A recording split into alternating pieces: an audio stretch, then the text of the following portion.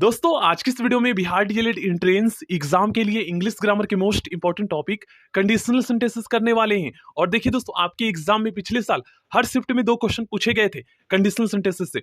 तो अगर आप आज की इस वीडियो को एंड तक देख लेते हो तो कंडीशनल सेंटेंसेस से किसी भी टाइप के क्वेश्चन आपके एग्जाम में आ जाए आप करके आओगे गाइस, ठीक ना। और ये हमारी सेकंड क्लास है कंडीशनल सेंटेंसेस के। देखिए इससे पहले वाली वीडियो में दोस्तों हम इन तीनों कंसेप्ट को, रूल को समझ चुके हैं, ठीक ना। इन तीनों टाइप से आपके एग्जाम में क्वेश्चंस पूछे जाते हैं।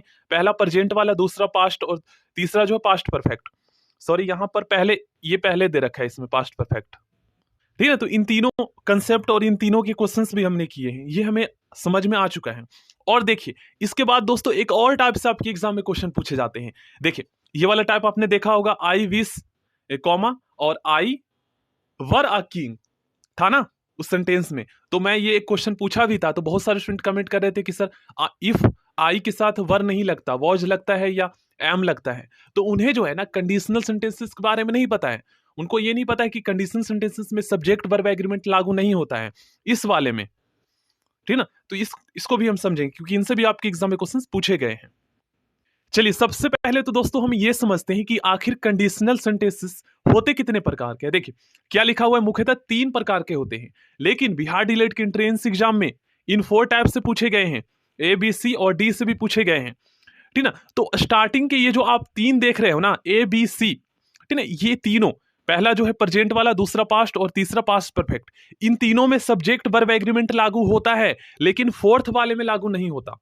जैसे आई के साथ हम वर्ब का यूज कर सकते हैं, ठीक ना। तो बस ये ध्यान रखना है कि पहला टाइप प्रेजेंट वाला, दूसरा पास्ट और तीसरा पास्ट परफेक्ट में सब्जेक्ट वर्ब एग्रीमेंट लागू होगा, ठीक ना। अब आपको कैसे पता चलेगा कौन सा कंडीशनल सेंटेंसेस है, तो पहचानने का तरीका देखिए यहां पर आप लोग।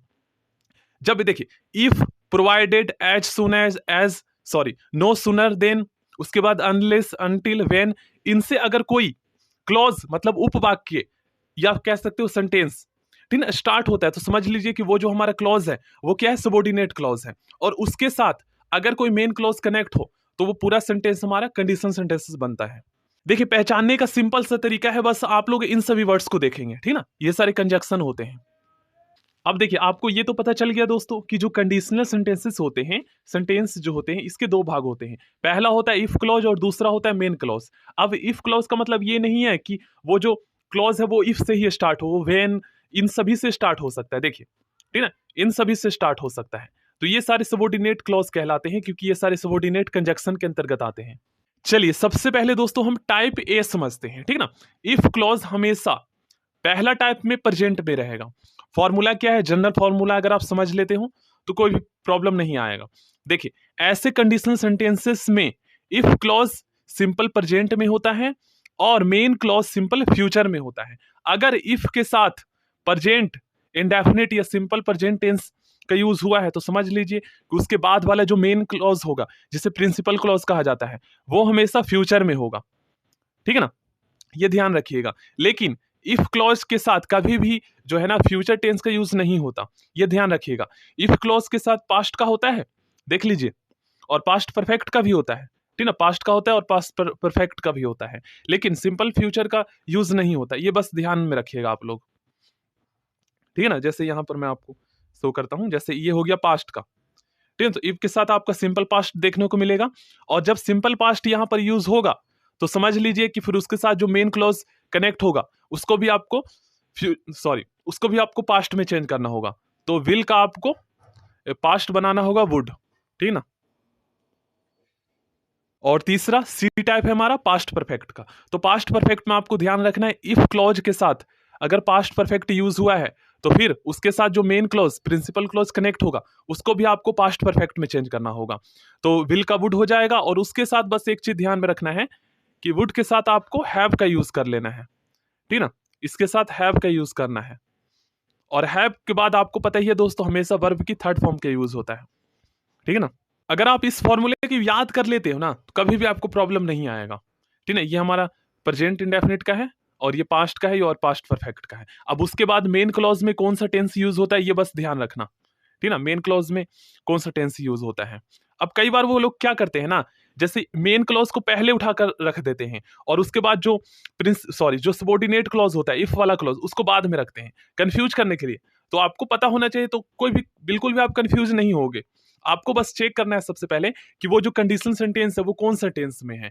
तो कोई ना कोई, देखिए एक में तो आपको पता है, एक में पूछा जाएगा कौन सा हेल्पिंग वर्ब यूज होगा, फिल इन द ब्लैंक्स होगा, लेकिन एक तो भरा होगा ना, एक सेंटेंस तो कंप्लीट होगा। तो आप किस दोनों में से कोई सा भी सेंटेंस से आप पता लगा सकते हो, ठीक ना। दोनों में से कोई सा भी सेंटेंस आप पता लगा सकते हो कि ये जो हमारा कंडीशनल सेंटेंस है ये कौन सा टेंस में है, और उसके अकॉर्डिंग आप जो है, आपको ये कंसेप्ट याद है तो आप हेल्पिंग वर्ब का यूज कर लोगे। बस यही तो खेल है दोस्तों। फोर्थ टाइप जो है ना कंडीशनल सेंटेंसेस के, इसमें दोस्तों सब्जेक्ट वर्ब एग्रीमेंट लागू नहीं होता।